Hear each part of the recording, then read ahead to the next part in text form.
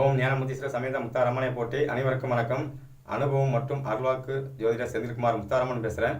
அஷ்டமஜனி காலங்களில் சில பேருக்கு நிறைய பயம் இருக்கும், எனக்கும் உள்பட தான். அப்போ அந்த அஷ்டமஜனி காலங்களில் இந்த அஷ்டமஜனி எப்படி கலக்கலாம் அப்படிங்கிறத ஒரு சிறிய பதிவாக சொல்கிறேன். நண்பர்கள் ஸ்கிப் பண்ணாமல் அப்படி தொடர்ந்து பாருங்கள். நிறைய விஷயங்கள் உங்களுக்கு பயனுள்ளதாக இருக்கும். இந்த அஷ்டமஜனி வர்ற காலங்களில் 8ல் சனி வரும்போது அஷ்டமஜனி ஆகும். அந்த அஷ்டமஜனி வரும்போது என்ன ஆகும்னாச்சுன்னா, நம்மளுக்கு தன்னை போல வயிறு கலக்க ஆரம்பிச்சிடும். ஏன்னா அப்படி தான் இருக்கும். ஏன்னா வந்தவொடனே அவர் அடிக்கிற அடியை முதல் அடி வயிற்று தான் அடிப்பார். நீங்கள் இலை போட்டு பிரியாணி சாப்பிட்டுருப்பீங்க, பிரியாணி பிடிங்கிட்டு பழைய கஞ்சி கொண்டு பேர் பண்ணால சாப்பிடு அப்படின்ட்டு. ஏன்னா அந்த அஷ்டமஜனி வேகம் அப்படி தான் இருக்கும். அஷ்டமஜனி வந்தவுடனே பொருளாதாரம் லாக் ஆகும். அதே சமயத்தில் அஷ்டமஜனி வர நேரங்களில் உயிர் பயம், ஆயுள் பயம், நம்ம சுற்றி இருக்கிற உறவுகளில் நம்மளுக்கு யாராவது ஹெல்ப் பண்ண நினச்சிட்டு இருப்பாங்க. அவங்களுக்கு மிகப்பெரிய அடியாக இருக்கும். நம்மளுக்கு ஒரு தடவை அவங்களுக்கு அடி அதிகமாக இருக்கும். நானே அவனை வெளுக்க வந்திருக்கிறேன், நீ அவனுக்கு உதவி பண்ணிட்டுக்கான்னு சொல்லி அவங்களுக்கு தான் அடி அதிகமாக இருக்கும். அப்போது இந்த மாதிரி காலங்களில் நீங்கள் செய்ய வேண்டிய பரிகாரம் என்னென்னு கேட்டிங்கன்னா, வாழ்க்கையிலே நடைமுறையில் நான் எடுத்துக்கொண்ட சில பரிகாரம் தான். நீங்கள் செஞ்சு பாருங்கள், ரொம்ப சக்ஸஸாக இருக்கும். நீங்கள் எப்போவுமே உங்கள் வீட்டுக்குள்ளே நீங்கள் 8 போட்டுக்கிட்டே நடங்க. வீட்டுக்குள்ளே ஒரு நாளைக்கு ஒரு 4 தடவை 5 தடவை காலை எழுந்த உடனே வீட்டு முத்தத்தில் நில்லுங்க. இல்லை வீட்டுக்குள்ளே இருந்து 8 நீங்கள் நடக்கும்போது சும்மா நடப்பீங்கல்ல, அதுக்கு மேலே 8 போட்டே நடந்துக்கிட்டே இருங்க. 8ஆம் நம்பர் செருப்பு காலைல வாங்கி போடுங்க. 8ஆம் நம்பர் செருப்பு நம்ம எப்படி வாங்கி போடுறது? எனக்கு 6ஆம் நம்பர் 6ஆம் நம்பர் தான் செட் ஆகும், இல்லை 9ஆம் நம்பர் தான் செட் ஆகும் அப்படின்னா என்ன பண்ணுறது? அவர் வந்தாலும் அதுதான் பிரச்சனை. அவர் வர்ற நேரங்களில் அவர் எதையுமே நமக்கு கரெக்டான ஃபிட்டான விஷயத்தை கொண்டு தரமாட்டார். அப்போ உங்களுக்கு 6ஆம் நம்பர் தான் பிடிக்குமா, 8ஆம் நம்பர் மாட்டேங்க. உங்களுக்கு காலுக்கு தேவையில்லாத விஷயத்தை செய்கிற மாதிரி செய்யும்போது சரி அவரோட தாக்கம் கம்மியாக இருக்கும். சரி, அதே மாதிரி சமயத்தில் வயதான ஆண்கள், பெண்கள், தாத்தா, பாட்டி, அந்த மாதிரி வயசில் இருக்கிற அன்பர்களுக்கு ரோட்டில் இருக்கிறாங்களா அவங்களுக்கும் சரி, இல்லை வீட்டில் இருந்தாலும் சரி, அவங்களுக்கு 8ஆம் நம்பர் செருப்பு தானமாக வாங்கி கொடுத்துக்கிட்டே இருங்க. ஸ்கூல் படிக்கிற பிள்ளைகளாக இருந்தாலும் சரி, யாருக்குனாலும் சரி வாங்கி கொடுக்கும்போது 8ஆம் நம்பர் செருப்பு தானமாக வாங்கி கொடுங்க. அதுவும் இல்லாமல் இந்த வண்டி வாகனத்தை நீங்கள் வீட்டில் இருந்து எடுக்கும்போது என்ன பண்ணுறீங்க அப்படின்னா, ஏன்னா 8ஆம் இடத்துல அஷ்டமஜனியாக அவர் வேலை செய்ய வரும்போது விபத்து சம்மந்தப்பட்டு கண்டிப்பாக கொடுப்பாரு. அப்போ அதுலேருந்து நம்ம தப்பிக்கணும் அப்படின்னாச்சுன்னா, நீங்கள் ஆல்ரெடி உங்கள் வண்டி பைக் எடுக்கிறீங்களா வெளியே போகிறதுக்கு, அதுக்கு முன்னால் நீங்கள் எடுத்து 8 போட்டுருங்க. நீங்களே அந்த பைக்கிலே உட்காந்து 8 ஆட்டோ வயசில் போடுவீங்களா 8, அது மாதிரி 8 போட்டுகிட்டே இருங்க. 8 போட்டுட்டு அதுக்கப்புறம் நீங்கள் வண்டி எடுத்துகிட்டு போங்க. நடந்து போகிறீங்க, ரொம்ப தூரம் நடந்து போகிற சூழ்நிலை வருது, என்ன பண்ணுறாருனாச்சுன்னா, சனி ஆல்ரெடி நொண்டி கிரகம் தான், அதாவது மந்தன். அப்போ அவர் எப்படி நடப்பார்? பதக்கம் தான் நடப்பார். அப்போ நடக்கிற மாதிரியே நீங்கள் எங்கே நடந்தாலும் சரி 8 போட்டுகிட்டே நடந்து போங்க. இப்படி வளைஞ்சி எப்படி நடந்து போங்க. இதுவே ஒரு பரிகாரம். அதுவும் இல்லாமல் அடிக்கடி கொடை தானமாக கொடுங்க. சரி, இது நான் எதுக்கு சொல்ல வரேங்கிற விஷயம் யோசிச்சுடுங்க. சனி எந்த இடத்துல உட்கார்ந்தாலும் சரி, அவர் 8ல் உட்கார்ந்த உடனே அவரோட நட்சத்திரம் சம்பந்தப்பட்ட புனர்பூசம், அனுசம், அதுவும் இல்லாமல் உத்திரட்டாதி, இந்த 3 நட்சத்திரத்தையும் அவர் எந்த நட்சத்திரம் இருந்தாலும் இந்த 3 நட்சத்திரமும் இயங்கும். அப்போ இந்த 3 நட்சத்திரம் சம்பந்தப்பட்ட விஷயம் உங்கள் ராசி இலக்கணத்துக்கு எந்த பாவகமாக வருதோ, 1ஆம் பாகமோ தனஸ்தானத்துக்கு வருதா, எந்த ராசி இலக்கணத்துக்கு எந்த அமைப்பில் வருதோ அதுக்கு தகுந்த மாதிரி உங்களுக்கு பிரச்சனை இருக்கும். அப்போது நீங்கள் இந்த இடத்துல செய்ய வேண்டிய விஷயம் என்னாச்சுன்னா, 8, அதாவது அடிக்கடி 8 கூட தானம் கொடுத்துக்கிட்டே இருங்க. கொடைக்கும் அதுக்கும் என்னப்பா சம்மந்தம் உங்களுக்கு கேள்வி வரும்ல. கொடை அப்படிங்கிறது அனுச நட்சத்திரத்தோட சிம்பிள். அப்போது அந்த கொடையை நீங்கள் தானம் கொடுக்கும்போது அந்த அனுச நட்சத்திரம் உங்களுக்கு நெகட்டிவாக வேலை செய்யாமல் பாசிட்டிவாக வேலை செய்யும். அந்த கொடையில் கம்பியிலே பாருங்கள், 8 கம்பி தான் இருக்கும் கரெக்டாக, அதுக்கு மேலே இருக்காது. 7ம் இருக்காது, 9ம் இருக்காது, 8 கம்பி தான் இருக்கும். அங்கேயும் 8. அந்த அனுச நட்சத்திரம் காலதேவனுக்கு 8ஆவது வீட்டில் இருக்குது, விருச்சிக ராசியில். சரிங்களா? அப்போ அதுவும் 8. அந்த 8 நீங்கள் தானமாக கொடுக்கும்போது சனி பார்ப்பார், என்னடா இவன் ஆள் உஷாராக இருக்கிறானே, இவன் என்ன பண்ணுறதுன்னு யோசிக்க தான் செய்வார் தவிர உங்களுக்கு காயப்படுத்த மாட்டார். அதே சமயத்தில் அந்த அனுச நட்சத்திரோட இன்னொரு விஷயம் என்னன்னு கேட்டிங்கன்னா, லெட்டின் டாய்லெட், குப்பைகள் நிறைந்த இடம் இது. அப்போ நீங்கள் உங்கள் வீட்டில் இருக்கிற அந்த டாய்லெட்டை அதாவது வாரத்தில் ஒருக்கா சனிக்கிழமை நாள் செஞ்சால் தான் பரிகாரம் சக்ஸஸாக இருக்கும் உங்களுக்கு. அவன் சனி பகவானுக்கு சனிக்கிழமை உகந்த நாள். அன்னைக்கு சனியின் ஆதிக்கம் அதிகமாக இருக்கிற நேரம், அந்த நாள் ஃபுல்லாக சனியின் ஆதிக்கம் அதிகமாக இருக்கும். அந்த நாளில் உங்கள் வீட்டில் இருக்கிற டாய்லெட், பாத்ரூம், ஜலதார தண்ணி போடுறது, உங்களுடைய ட்ரைனேஜ், டிச்சு எல்லாத்தையும் சுத்தமாக நீங்கள் இறங்கி செய்யுங்க. நீங்கள் இறங்கி வேலை செய்யும்போது என்ன ஆகுனா, அவரோட தாக்கம் உங்களுக்கு அதிகமாக இருக்காது. ஏன்னா அவர் 8ல் உட்காந்து அவர் என்ன செய்யணும்னு நினைக்கிறாரோ அதை ஆல்ரெடி நீங்கள் செய்ய ஆரம்பிச்சிட்டிங்க. இல்லை நான் வெள்ளை வெளி தான் போடுவேன், வெள்ளை வச்சுட்டு தான் கொடுப்பேன், நான் பளிச்சுன்னு தான் இருப்பேன் அப்படின்னாச்சுன்னா, அவர் கண்டிப்பாக அவரோட நிறம் என்ன, உங்களை கறி பூசிடுவார், கறியாக மாற்றிடுவார்.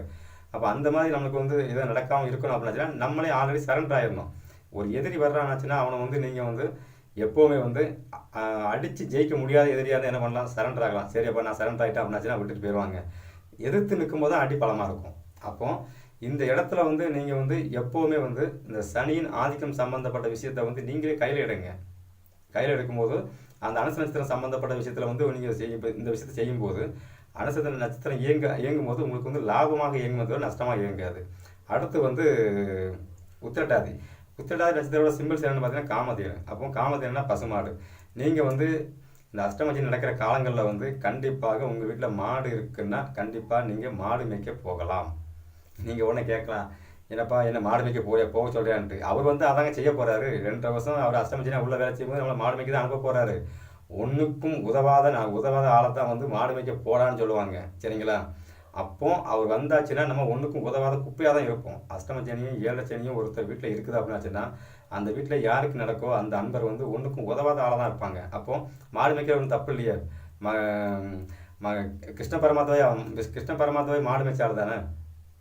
அப்போ நம்ம நம்ம வணங்குற தெய்வமே வந்து மாடு மேய்க்கும் போது நம்ம மாடு மேய்க்கிற என்ன தப்பே கிடையாது. நம்ம பரிகாரத்துக்காக செய்கிறோம். சரி உங்கள் வீட்டில் மாடு இல்லை என்ன பண்ணலாம் அப்படின்னு கேட்டிங்கன்னா, பக்கத்து வீட்டில் உங்கள் ஃப்ரெண்ட்ஸு உங்கள் நண்பர்கள் யாராவது ஒருத்தர் மாடு இருக்குன்னா மாதத்தில் ஒரு நாளாக அந்த மாடு மேய்க்க வேறதுக்கு நீங்கள் போங்க. அந்த மாடை பிடிச்சி நீங்கள் மாடு மேய்ங்க. மாட்டுக்கு வந்து என்ன வைப்பீங்க, கழனி தண்ணி புண்ணாக்கு வைப்பீங்களா, அதை நீங்கள் கலக்கி வைங்க. அதே சமயத்தில் வந்து அந்த மாட்டுக்கு வைக்கிற கழனி தண்ணி புண்ணாக்கு அதை விட்டுருங்க. பழைய கஞ்சினி வைப்பீங்களா, அந்த பழைய கஞ்சி சாப்பாடு வந்து அதை சாப்பிடணும்னு சொல்லலை. வீட்டிலேயே வந்து எப்போவுமே வந்து காலையில தோசை தான் சாப்பிடுவேன், இட்லி பூரி சப்பாத்தி அப்படி இப்படிலாம் நீங்கள் பில்டப் பண்ணாதுங்க. அவ்வளோதான் திங்கிற சோத்தில் வந்து எதாவது அள்ளி போட்டுருவார் அவர். ஏன்னா அவரோட காரகத்துவம் என்ன, பழைய கஞ்சி பழைய தண்ணி. அப்போ நைட்டு சாப்பாடை ஆக்கி வச்சுட்டு தண்ணி ஊற்றி வச்சுட்டு காலையில் அதே வந்து நீங்கள் வந்து புளிச்ச குழம்போ புளிச்ச தயிர் இது மாதிரி ஊற்றி நீங்கள் சாப்பிடும்போது என்ன ஆகும்னா உங்களுக்கு வந்து அந்த சனியின் தாக்கம் இருக்காது. அதாவது சாப்பாட்டில் கை வைக்க மாட்டார், அவ்வளோதான். நீங்கள் ஒரு விஷயத்தை அப்படி செய்யும்போது என்ன ஆகும்னா குடும்பத்தில் இருக்கிறவங்க மற்றவங்களுக்கு வந்து நல்ல சாப்பாடு கொடுப்பாரு. புரியுதுங்களா? அது நீங்களே வந்து நான் பிரியாணி சாப்பிடணும்னாச்சுன்னா பிச்சு எடுத்துருவார். அப்படின்னு நீங்கள் கவனமாக இருந்துக்குங்க.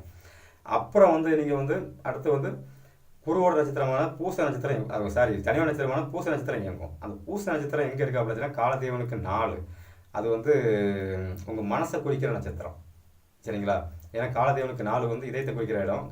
அது வந்து சந்திர பகவானோட வீடு. அங்கே அது உங்கள் மனசை குறிக்கிற கிரகத்தோட வீடு. அப்போது இந்த இடத்துல வந்து நீங்கள் மனசை வந்து ஒருநிலைப்படுத்தணும். ஏன்னா அந்த பூச நட்சத்திரத்தில் தான் வந்து நம்ம மகான்கள் வந்து அதில் வந்து ஜீவ சமாதி ஆகிறது, மகான்கள் வந்து அதில் வந்து தவம் இருக்கிறது எல்லாமே அந்த நட்சத்திரம் தான். அப்போ அந்த நட்சத்திரம் உங்களுக்கு இயங்கும்போது எப்படி இயங்கும்னா மகான்கள்னாலே ஒன்றுமே இல்லைன்னு அர்த்தம். அவங்ககிட்ட வந்து என்ன இருக்கும், ஞானம் மட்டும்தான் இருக்கும். மற்றபடி அவங்ககிட்ட வந்து அவங்க அழுக்கு துணி, மகான்கள் வந்து அழுக்கு துணி கொடுத்துருப்பாங்க, அப்படித்தானே இருக்கிறாங்க. எதுவும் வேண்டான்னு வெறுத்து இருக்கிறவங்க தான் மகான்கள், உண்மையாக இருக்கிறவங்க தான். அப்போ ஆசைகளை துறந்து அவங்கள போல் நீங்கள் இருக்கும்போது உங்களுக்கு வந்து இந்த சனி நட்சத்திரம் 3மே இயங்கும்னா உங்களுக்கு வந்து நெகட்டிவாக இயங்கும், பாசிட்டிவாக இயங்கும். பாசிட்டிவாக இயங்கும் போது நமக்கு நல்லதாக நடக்கும். சரி, அஷ்டம சனி காலங்களில் வந்து நல்லது நடக்குதோ இல்லையோ, கெட்டது நடக்காமல் இருந்தாலே போதும். இப்போ அந்த சனி நட்சத்திரமான 3 நட்சத்திரம் பூசம், அனுசம், உத்திரட்டாதி, இந்த 3 நட்சத்திரத்துக்கும் கணக்கு பண்ணி நான் உங்களுக்கு சொல்லிட்டேன். கணக்கு பண்ணிடுங்க. ஆசையை துறக்கணும், லெட்டின் பாத்ரூம் சுத்தம் பண்ணணும், மாடு மேய்க்க போகணும். இந்த 3யுமே வந்து நீங்கள் மாடு மேய்க்க போகணும். இந்த 3யுமே நீங்கள் ஒரு காரகத்துவமாக எடுத்து உங்களுக்கு சாதகமாக, அதாவது நான் வந்து சொல்கிறது என்னோட அனுபவத்தை சொல்லியிருக்கிறேன். உங்கள் அனுபவத்துக்கு எப்படி கிடைக்குதோ அதுக்கு தகுந்த மாதிரி நீங்கள் அப்படி செய்யும்போது என்ன ஆகுன்னா அஷ்டமச்சனி தாக்கம் வந்து உங்களை வந்து ஒன்றுமே பண்ணாது.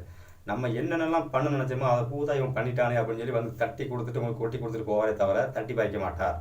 இது என்னுடைய அனுபவத்தில் நான் நிறைய விஷயங்கள் பண்ணியிருக்கேன். இந்த மாதிரி பண்ணியிருக்கிறேன், எனக்கு நல்லா போயிட்டு இருக்குது. அதைத்தான் நான் உங்களுக்கு வந்து நான் பதிவாக சொல்கிறேன்.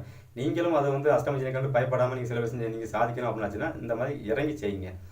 அப்புறம் வந்து இவ்வளவும் செஞ்சாச்சு ஆனாலும் கஷ்டம் தீரலையே அப்படிங்கிற அன்பர்கள் வந்து என்ன பண்ணீங்கன்னாச்சுன்னா உங்கள் இஷ்ட தெய்வம் குலதெய்வம் கோயிலுக்கு போகும்போது நீங்கள் போகிறதுக்கு முன்னால் 8 வீட்டில் வந்து பிச்சை எடுத்து அதில் வர்ற காணிக்கையை கொண்டு அந்த இறைவனுக்கு வந்து நீங்கள் சமர்ப்பீங்க, உண்டியில் கொண்டு போடுங்க.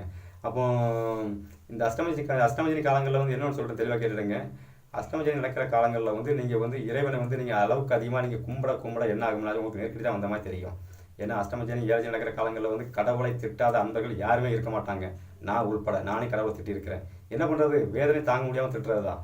அப்போ இது மாதிரி தான் உங்களுக்கு சூழ்நிலை உருவாக்குமே தவிர அப்போ கடவுளை கும்பிடுறது பொய்யா அப்படிங்கிற ஒரு கேள்வி வரும். கடவுளை கும்பிடுறது பொய் அல்ல. நீங்கள் வந்து அஷ்டமச்சனி நடக்கிற காலங்களில் வந்து நீங்கள் கடவுளை கும்பிடும்போது உங்கள் கண்ணுக்கு தெரியாத உங்களுக்கு புலப்படாத சில விஷயங்கள் இருக்கிற விஷயத்த வந்து கடவுள் வந்து ஒதுக்கி கொடுப்பார். ஆனால் நேரடியாக உங்களுக்கு எந்த விஷயம் செய்ய மாட்டார். ஆனால் பின்னால் அவங்களுக்கு உணர்வீங்க, நீங்கள் இப்போ உணர மாட்டீங்க. அப்போது அந்த கடவுள்கிட்ட வந்து நீங்கள் வந்து அந்த பிச்சை எடுத்து அந்த காசை கொண்டு அந்த உண்டியில் போட்டு கடவுள்கிட்ட வரம் கேட்கும்போது அந்த இறைவன் வந்து அந்த பங்கு அவர் ஏற்றுக்கிறாரு, உங்கள் பிச்சையின் பங்கு அவர் ஏற்றுக்கிறாரு. அப்போது சனியின் கணக்கில் வந்து எப்படி வரும் அப்படின்னாச்சுன்னா அந்த இறைவன் வந்து பிச்சை எடுக்கிற கணக்கில் வந்துடும். அந்த இறைவன் வந்து நீங்கள் வந்து பிச்சை எடுத்து இப்படி உண்டியில் போடும்போது அந்த இறைவன் வந்து அந்த சனியிடம் வந்து பிச்சை எடுப்பார்.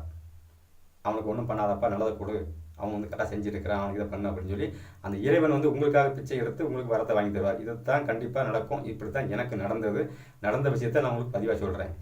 சரிங்களா? எனக்கு என் தெய்வம், என் தாய் முத்தாரம்மன் எனக்கு இதுதான் பண்ணி கொடுத்தா நான் கஷ்டப்பட்ட காலங்களில். அதை நான் உங்களுக்கு பரிகாரமாகவும் பதிவாகவும் சொல்கிறேன். சரிங்களா? அப்புறம் நல்லா கனெக்ட் பண்ணி பாருங்கள். அதாவது மண்ணாசை, பெண்ணாசை, பொன்னாசை, இந்த மூணையும் வந்து நீங்கள் இந்த காலகட்டத்தில் நீங்கள் தவிர்க்கணும். அதுதான் உங்களுக்கு சிறப்பு. நல்லா கணக்கு பண்ணி பாருங்கள். சனி நட்சத்திரம் இருக்கிறது காலதெய்வனுக்கு 4. அது வந்து நிலம், அதாவது வண்டி வாகனம் வீடு வாசலில் குறிக்கிறதுக்கு உண்டான ஸ்தானம். அடுத்து வந்து காலதெய்வனுக்கு 8ஆம் இடமான விருச்சிக ராசி. அதில் வந்து சனி நட்சத்திரமான அனுச நட்சத்திரம் இருக்குது. அந்த நட்சத்திரம் வந்து மர்ம உறுப்பு குறிக்கிற இடத்துல இருக்குது. சரிங்களா? அப்போ அதில் பெண் வந்துடுது. சரிங்களா?